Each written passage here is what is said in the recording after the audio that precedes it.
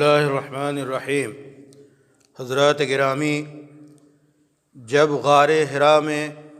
وحی کا سلسلہ شروع ہوا، قرآن کے نزول کا آغاز ہوا، آپ صلی اللہ علیہ وسلم نے قرآن کی آیتیں لوگوں کو پڑھ پڑھ کے سنانا شروع کی تو قرآن کے نور کے اثرات ظاہر ہوئے اور لوگ اسلام میں داخل ہونا شروع ہوئے،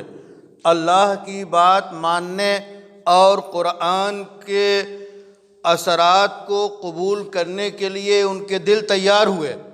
جہاں قرآن پڑھا جاتا لوگ قرآن کی طرف مائل ہوتے، قرآن کے اعجاز کے قائل ہوتے، قرآن کی ہدایت انہیں رہنمائی کر کے اللہ سے جوڑتی۔ ایسے میں اس وقت کے وہ لوگ جن کے طبیعت میں سرکشی تھی، فطرت میں کجی تھی اور کفر و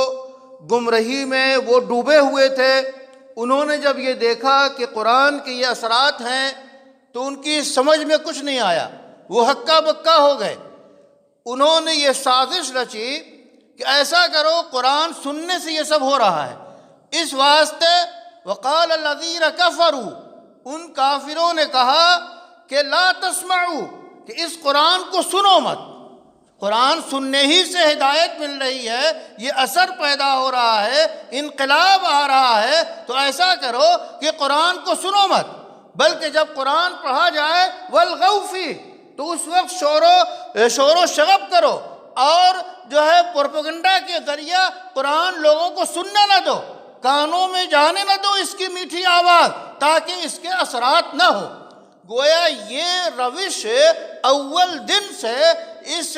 ایسے انسانوں میں جو سرکش رہے ہیں یہ داخل رہی ہے، اور ہر دور میں اس کا ظہور ہوتا ہے۔ آج آپ میڈیا کے ذریعہ جانتے ہیں کہ قرآن کے خلاف کیسی کیسی سازشیں رچی جا رہی ہیں، کیسی کیسی گستاخیاں کی جا رہی ہیں۔ تو یہ گستاخیاں اور یہ سازشیں کوئی نئی چیز نہیں ہے، بلکہ اس فطرت کی کجی کا اثر ہے جو انسان کے بعض لوگوں کے خمیر میں داخل ہو جاتی ہے اور ان کا یہی رویہ ہوتا ہے۔ تو دنیا کے مختلف ملکوں میں جو قرآن کے ساتھ برتاؤ کیا جا رہا ہے، بہت سی جگہ گستاخانہ برتاؤ کیا جا رہا ہے اور چھیڑ چھاڑ کی جا رہی ہے، اس کو بہت ہی توجہ سے لینے کی ضرورت ہے کہ ہم اس کے جواب کیا دیں۔ آپ نے دیکھا ہوگا کہ کئی سو حافظوں کو تمغے سے